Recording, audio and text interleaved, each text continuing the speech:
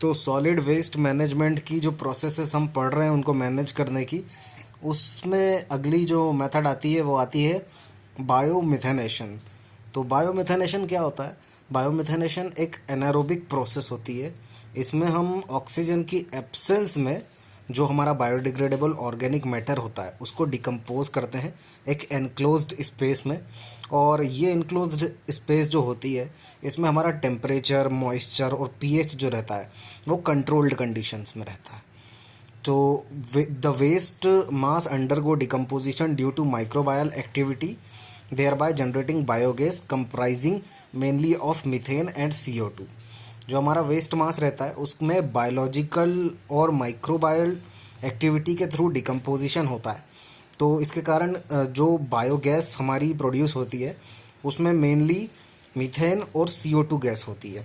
It also produces the digested sludge which is almost stabilised but may contain pathogens. ये digested sludge को produce करता है, मतलब हमारी जो प्रोसेस है बायोमिथेनेशन की, ये डाइजेस्टेड स्लज को प्रोड्यूस करती है और जो कि स्टेबलाइज्ड रहता है ये डाइजेस्टेड स्लज, पर इसमें पैथोजेंस भी हो सकते हैं। Due to anaerobic environment, hydrogen sulphur H2S gas is generated along with traces of NH3। क्योंकि ये सब पूरी प्रोसेस जो होती है ये एनारोबिक एनवायरनमेंट में होती है, इसलिए हाइड्रोजन गैस H2S गैस यहाँ पे जनरेट होती है और कुछ अमोनिया के ट्रेसेस भी यहाँ पे जनरेट होते हैं। The production of H2S will be dependent on the sulphur content in the waste. जो H2S गैस कितनी होगी उसका प्रोडक्शन सल्फर कंटेंट पे डिपेंड करता है। Like composting, biomethanation is one of the most technically viable option for Indian municipal solid waste due to presence of high organic and moisture content. क्योंकि Indian municipal solid waste में high organic और moisture content होता है, इसीलिए composting की तरह ही biomethanation जो है वो भी एक टेक्निकल वायबल ऑप्शन, यानी कि बहुत ही ज़्यादा टेक्निकल अच्छा ऑप्शन माना जा सकता है। एक नोट है, simple small scale systems have been developed in India. India में कुछ स्मॉल स्केल सिंपल वाले बायोमिथेनेशन के सिस्टम्स डेवलप किए गए हैं, स्पेशली फॉर कैटल मैन्योर, जो कैटल मैन्योर होता है उसके लिए। And these plants are called as gobar gas plant, और उन प्लांट को हम गोबर गैस प्लांट बोलते हैं। अब देख लेते हैं हम मेरिट्स ऑफ बायोमिथेनेशन प्रोसेस। तो इसके फ़ायदे क्या होते हैं बायोमिथेनेशन प्रोसेस के? अच्छी बातें इसकी ये है कि जो एनर्जी जनरेशन होता है, सबसे पहला मेरिट तो ये हो गया इसका। The produced biogas can be used for cooking. जो भी बायोगैस बनती है उसको हम खाना बनाने में उपयोग कर सकते हैं। और द प्रोडक्शन ऑफ इलेक्ट्रिसिटी और हीट, उससे हम हीट और इलेक्ट्रिसिटी बनाने में भी मदद ले सकते हैं। Biogas is cleaned by removing CO2 and H2S। Biogas जो है वो CO2 और H2S से इनको रिमूव कर देती है और उससे वो साफ़ होती है। The resulting methane enriched biogas contains more than 90% CH4 and is somewhat is CNG compressed natural gas. अब द रिजल्टिंग मिथेन जो होती है, हमारी जो मिथेन निकलती है इससे बनती है, उसमें बायोगैस रहती है और उसमें CH4 जो रहता है उसका 90% कंटेंट रहता है, और उसके थ्रू हम कंप्रेस्ड नेचुरल गैस बना सकते हैं। However CNG contains less than 5% CO2 and H2S and methane is 95%। क्योंकि मतलब CNG जो गैस होती है उसमें 5% CO2 होता है और H2S होता है, और मिथेन उसमें 95% होता है। लेकिन ये जो बायोगैस और जो हमारी इससे बायोमिथेनेशन से निकलती है इसमें 90% CH4 होता है, मिथेन होता है, और कुछ मात्रा में CO2 और H2S होता है। उसके बाद use of such fuel is highly beneficial for the environment. और CNG का उपयोग अगर हम करेंगे तो ये एनवायरनमेंट के लिए भी काफ़ी ज़्यादा अच्छा होगा पेट्रोलियम के कंपैरिजन में अगर देखेंगे तो ये एक मेरिट हो जाता है बायोमिथेनेशन का। फिर आता है like composting, biomethanation also leads to reduce landfill requirement and extending the life of existing landfills. Composting की तरह ही बायोमिथेनेशन जो रहता है वो हमारे लैंडफिल की रिक्वायरमेंट को कम करता है, और जो लाइफ होती है हमारी एग्जिस्टिंग लैंडफिल्स की उनको बढ़ाने में मदद करता है। Biomethanation results in stabilised sludge which can be used as fertiliser और सॉइल इम्प्रूवर। बायोमिथेनेशन से हमको स्टेबलाइज्ड स्लज मिलता है जिसको हम फर्टिलाइज़र के तौर पे या सॉइल इम्प्रूवर के तौर पे भी यूज़ कर सकते हैं। Although the total system of biomethanation is more cost intensive than composting. हालांकि जो हमारा बायोमिथेनेशन का कॉस्ट आता है वो कंपोस्टिंग से ज़्यादा आता है। बायोमिथेनेशन लीड्स टू लेस और negligible odour and less bird and inert maintenance. So biomethanation जो रहता है वो नेग्लिजिबल मतलब बहुत ही कम मात्रा में उससे बदबू आती है और काफ़ी मतलब बर्ड्स और उसका मेंटेनेंस वगैरह भी काफ़ी ज़्यादा अच्छा रहता है और वो बर्ड्स के लिए भी मतलब बदबू वगैरह वो क्रिएट नहीं करता है, तो काफ़ी अच्छा मतलब इनर्ट मेंटेनेंस रहता है उसका। It also required much less land as compare to a composting facility of same capacity. मतलब कि इसमें ज़मीन की ज़रूरत बहुत ही कम पड़ती है अगर हम कंपोस्टिंग के कंपैरिजन में देखें तो।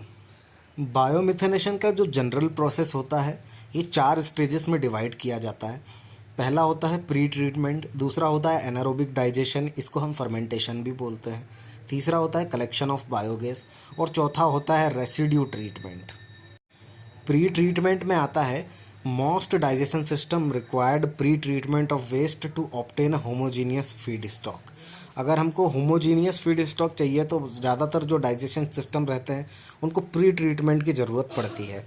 Pre processing involves separation of non digestible material either through source segregation और through mechanical sorting at the biogas plant facility.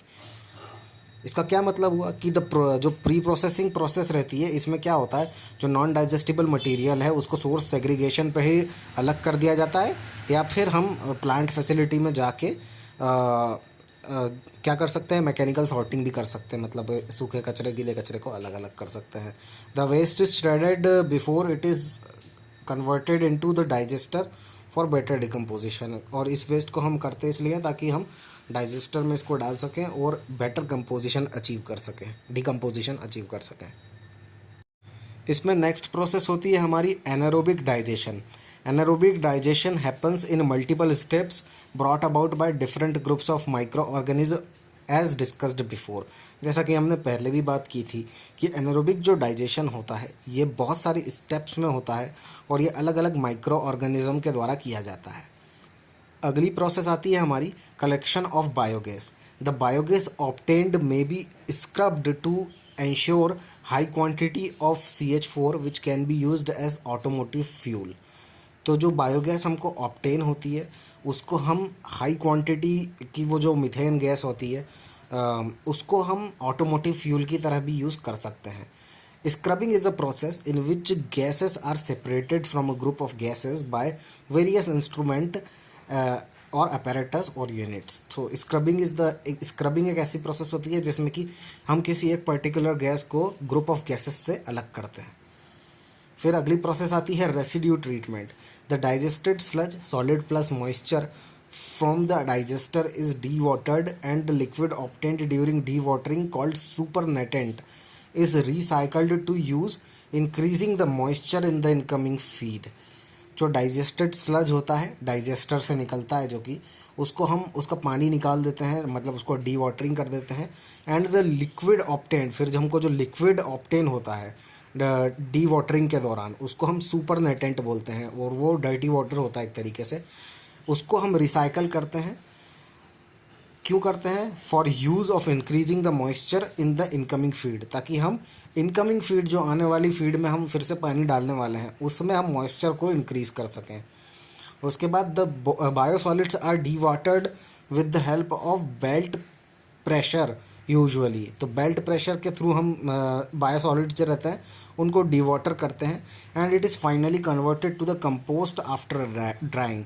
तो जो उसके बाद जो सॉलिड्स रहते हैं बायोसॉलिड्स उनको डी वाटरिंग के बाद उसको हम कंपोस्ट के तौर पे सुखाने के बाद उनको हम कंपोस्ट की तरह यूज़ कर सकते हैं। Drawing is usually done in open beds in India. Open beds पे ही ड्राइंग की जाती है इंडिया में जनरली, और उसको हम स्लज ड्राइंग बेड्स बोलते हैं जिन बेड्स पे ड्राइंग की जाती है। तो ये आप एक जनरल स्ट्रक्चर देख सकते हैं। इसमें MSW आता है म्यूनसिपल सॉलिड वेस्ट, उसका हम सेग्रीगेट करते हैं, नॉन बायोडिग्रेडेबल मैटर उसमें से अलग करते हैं और लैंडफिल में भेज देते हैं उसको। उसके बाद बायोडिग्रेडेबल जो ऑर्गेनिक मैटर होता है और उस बायोडिग्रेडेबल ऑर्गेनिक मैटर को हम बायोगैस प्लांट में ले जाते हैं। वहाँ पे बायोगैस प्लांट में हम उसको, अगर वो गैसेस होती हैं तो गैसेस को स्क्रबिंग करके हम उसमें से CH4 अलग निकाल लेते हैं, CO2 अलग निकाल लेते हैं, H2S अलग निकाल लेते हैं, CH4 हमारा फ्यूल बन जाता है। अगर बायोगैस प्लांट में से रेसिड्यू बचता है, आप नीचे की तरफ देख सकते हैं कि अगर रेसिड्यू बचता है तो वहाँ पे मतलब रेसिड्यू को हम उसमें से डीवाटरिंग कर लेते हैं, सुपर नाइट्रेट उसमें से अलग कर देते हैं डीवाटरिंग करके, और उसको स्लज ड्राइंग बेड्स में डाल देते हैं, और स्लज ड्राइंग बेड्स पे सुखाने के बाद हमको वहाँ से फर्टिलाइज़र्स मिल जाते हैं। उसके बाद जो ऑपरेटिंग पैरामीटर्स होते हैं बायोमिथेनेशन के, वो देख लेते हैं हम कि उनको ऑपरेट करने के दौरान, बायोमिथेनेशन प्रोसेस के दौरान हमको किन किन पैरामीटर्स का ध्यान रखना चाहिए, ये देख लेते हैं। सबसे पहले आता है temperature. Temperature affects bacterial growth and hence the amount of biogas produced. क्योंकि टेम्परेचर बैक्टीरियल ग्रोथ को अफेक्ट करता है और इसी कारण वो बायोगैस के कितनी मात्रा में प्रोड्यूस होगा उसको भी अफेक्ट करेगा। Treatment of waste in anaerobic reactors is carried out within either the temperature ranges. तो ये कुछ टेम्परेचर रेंजेस दी हुई है, इसमें हमको बायोमिथेनेशन प्रोसेस को करना होना चाहिए। तो मीसोफिलिक रेंज है 20 से 40 डिग्री सेल्सियस, आइडियली 35 से 37 डिग्री सेल्सियस इसको मानते हैं। और थर्मोफिलिक रेंज होती है 40 से 60 डिग्री सेल्सियस, और इसको आइडियली हम 55 से 60 डिग्री सेल्सियस पे मानते हैं। तो हायर टेम्परेचर पे क्या होता है, रेट ऑफ डाइजेशन जो होता है वो फास्ट होता है, शॉर्टर डिटेंशन टाइम होता है, हमारा डिटेंशन टाइम कम लगता है हमको, और एफिशिएंसी जो होती है डिकम्पोजिशन की वो ज़्यादा बढ़ जाती है हायर टेम्परेचर पे, और जो डिस्ट्रक्शन होता है पैथोजेंस का वो भी काफ़ी ज़्यादा स्पीड में होता है, मतलब एफिशिएंट होता है। तो ये हो गई टेम्परेचर की बात। उसके बाद आता है हमारा अगला parameter pH. The anaerobic digestion process is limited to a relatively narrow pH. Narrow pH काफ़ी ज़्यादा मतलब हम इसमें ध्यान देते हैं एनारोबिक डाइजेशन प्रोसेस में। जो हमारी रेंज होती है वो 6 से 8.5 तक की होती है, और अगर हम ऑप्टिमम पीएच की बात करें तो 7 होना चाहिए, मतलब न्यूट्रल वैल्यू होना चाहिए उसकी एक। उसके बाद अगला पैरामीटर आता है हमारा बायोमिथेनेशन के लिए, वो है कार्बन टू नाइट्रोजन रेशियो। अब ऑप्टिमम जो कार्बन टू नाइट्रोजन रेशियो है बायोमिथेनेशन के लिए वो 20 से 30 होना चाहिए।